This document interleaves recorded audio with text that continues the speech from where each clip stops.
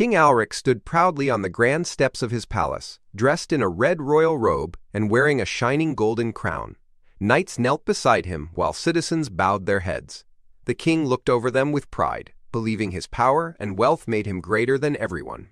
One cold, snowy night, an old beggar named Elias sat shivering outside the palace gate. When King Alric rode past on his black horse, the old man looked up with tired eyes and whispered, "My king, please, may I have a piece of bread?" Instead of helping, the king laughed loudly. "Work harder and you won't be begging," he said mockingly.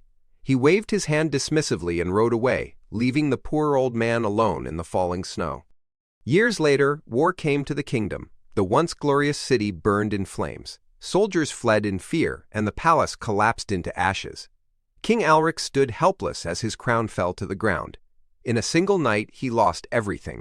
Now wearing torn clothes, the former king wandered along lonely roads at sunset. Hungry, tired, and filled with regret, he walked slowly like a beggar with no home. One freezing night, he found a small wooden hut in the forest. Weak and starving, he knocked on the door. When the door opened, he saw an old man holding a lantern. It was Elias, the same beggar he once refused to help. Inside the warm hut, Elias sat the king at a small wooden table beside a candle. Without anger or blame, he gently offered his last piece of bread to the fallen king. Tears filled King Alric's eyes as he realized the truth.